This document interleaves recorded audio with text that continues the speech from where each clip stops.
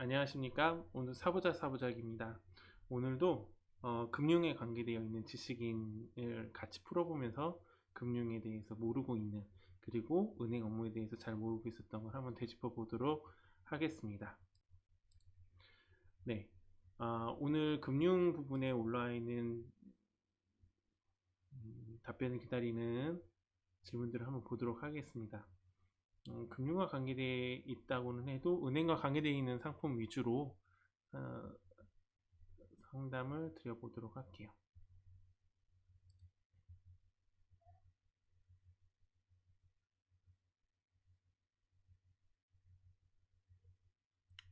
전세자금 대출, 이번에 보면 전세자금 대출 혼인신고 관계된 부분 모르시는 분들도 있나 보네. 네, 부모님 집이 제 이름으로 전세 대출 되어 있는데 제가 혼인신고를 하게 되면 대출 유지가 될까요? 명의할 사람이 저뿐이라. 혼인신고하고 전세자금하고는 별개죠. 혼인신고를 해도 세대주 요건으로 전세자금 대출을 할 수가 있는 거예요. 지금 현재 부모님 집도 전세를 했다는 말이잖아요. 유지는 가능합니다. 근데 혼인을 해서 어디에 거주를 하신다는 의미인지가 중요하겠죠. 원래 주민등록 등본상 그 전세 물건지에 전입이 되어 있다라는 전제 조건이 붙거든요.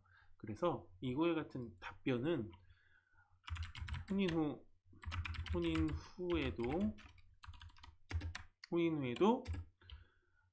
주민등록 등본상 주소지가, 그러니까 현재 전세자금 대출 받은 물건지의 주소로 되어 있다면 가능합니다.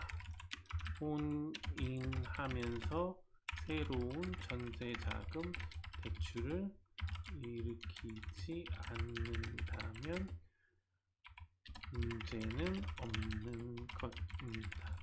세대원만 한 명 더 늘어는 것뿐이기 때문입니다.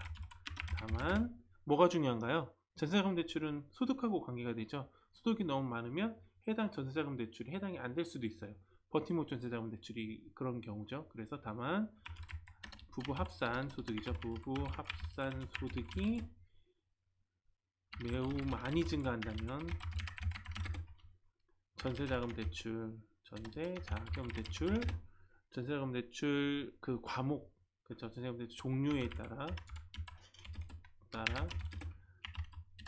연장이나 불가능할 수도 있습니다.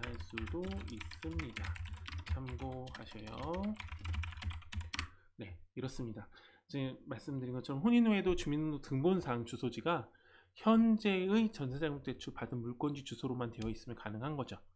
세대원만 하나가 추가됐으니까. 근데 중요한 거는 세대원 추가됐다 하더라도 그 배우자까지 우리가 전세자금 대출할 때는 보게 되어 있어요. 소득을 합산 소득이 뭐 5천만 원 초과, 6천만 원 초과 이런 기준에 받으신 전세자금 대출이 뭔지는 모르겠지만 그 기준에 미달을 해야 됩니다. 근데 기준을 넘어가 버리면 그 기준 이상을 그 부부 합산 소득이 나와 버리면 전세자금 대출 연장 처리가 안 되는 거죠.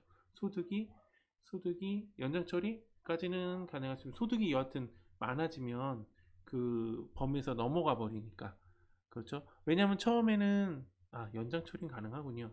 연장 처리가 가능합니다. 이 경우는 연장은 왜냐면 이게 전세자금 처음 받았을 때를 기준으로 가기 때문에 그렇습니다. 네, 제가 이 부분은 정정하도록 할게요. 전세금 대출을 받았을 때 당시에 그 소득 기준만 통과를 하면 이후에 소득이 증가한다 하더라도 그거는 인정이 되는 겁니다. 네, 제가 엉뚱한 답변을 달 뻔했습니다. 자, 그 다음 금융 어떤 걸 볼까요? 페이코 환불 어떻게 하나요? 삼성 레버리지 WTN 경제가 돌아가는 플러스 TV 무료인가요? 늦게 넣었는데요. 이게 적금에 대해서 늦고 빠르고에 대한 부분은 사람마다 다 다를 수가 있습니다. 돈이 있는 줄 가만히 보니까 없어서 환급히 넣었는데 3일 늦게 됐죠. 네, 늦게 되었으면 늦게 넣은 만큼만 대출 이자를 그 적금 이자를 받으시면 되세요. 돈을 덜 받는 거죠. 만기 3일 더 추가되는 건 아닙니다. 그래서 어,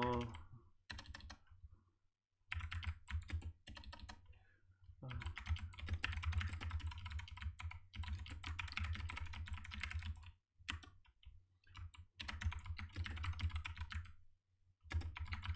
금액이 언제 건지는 모르겠어요.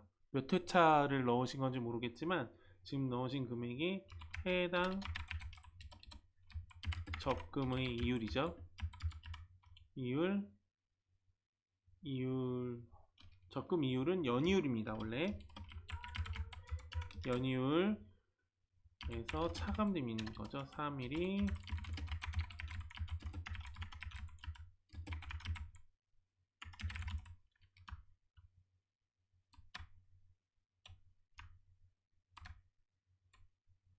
하면 차감되어 지금 만기시죠. 만기시. 네. 그러니까 이렇게 됩니다. 적금 이율을 어렵지 않아요. 네. 어렵지 않으니까 이런 거는 뭐 금방 답변을 달 수가 있죠. 자, 금융 부분입니다. 보험 해지 및 가입. 보험입니다. 24살인데 현재 사망암보험 실비보험 이렇게 가입되어 있고요. 잘하셨네요. 이거는 사망보험, 암보험, 암보험 물음표는 뭘까요? 실비보험. 실비보험 뭐죠? 슬래시? 아, 사망과 암보험을 한 번에 들으시고 실비보험을 가입하셨나 본데 문제는 굳이 암보험을 계속 유지해야 되나 싶은데 그만하시면 매달리면 나이가 아직 어려서 해지를 치아보험이나 새로 가입 중이건 해지를 하는 게 맞을지 유지랑의 조언 좀 부탁드립니다. 자, 여기 KBS 365 건강보험이네요. 건강보험을 들으셨고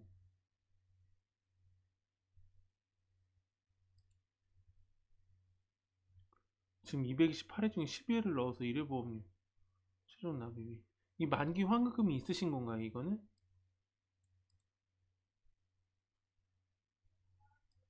암보험 필요합니다. 젊은 나이라고 암에 걸리지 말라는 법 없죠?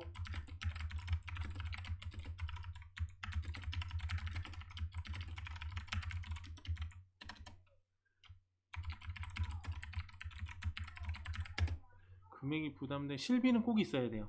실비 꼭 있어야 되고 실비보험 이거 꼭 있어야 됩니다. 사망하고 암보험이죠. 근데 사망보험은 종신보험이라고 얘기를 해요. 사망했을 때 그러면 누가 이득을 보게 되나요? 남아있는 상속자들이죠. 금액에 대한 상속자들이기 때문에 사망보험이 필요 없는 거죠.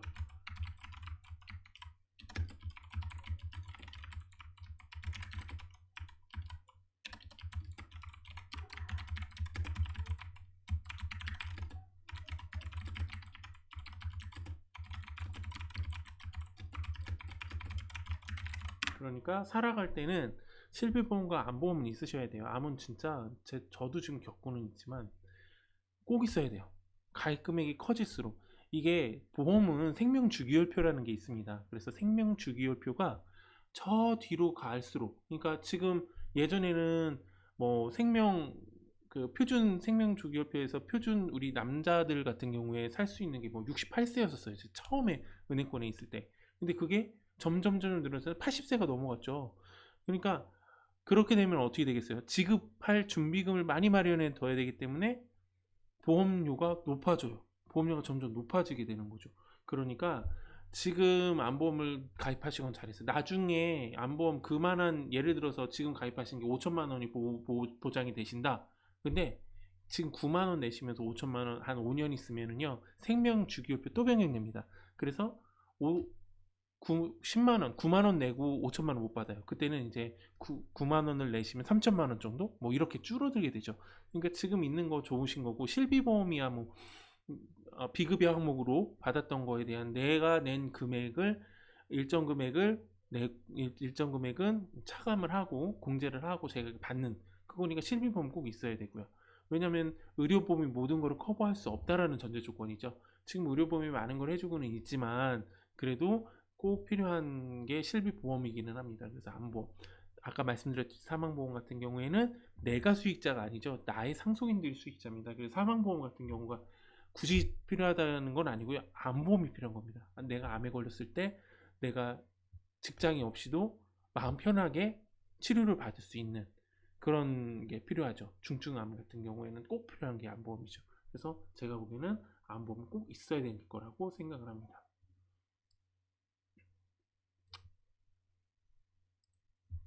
생명주기표 얘기도 적어드릴까요?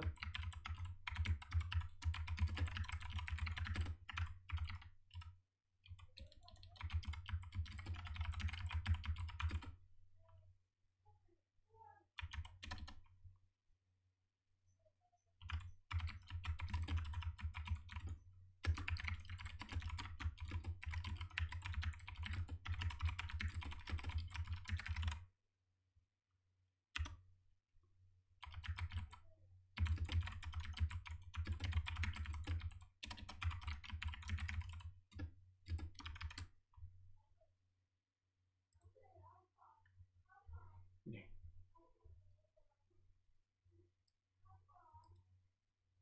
이게 기존 이거 365 찾아보면 나올 텐데 이분은 치아보험 얘기를 왜 하셨지? 지금 안 보면 최소한 치아보험은 솔직히 이게 좀 그 극명히 갈려요. 왜냐면 양치를 잘하고 치아 관리를 잘하는 분들은 치아보험을 넣으시면 치아보험은 소멸성입니다. 100% 소멸성이에요.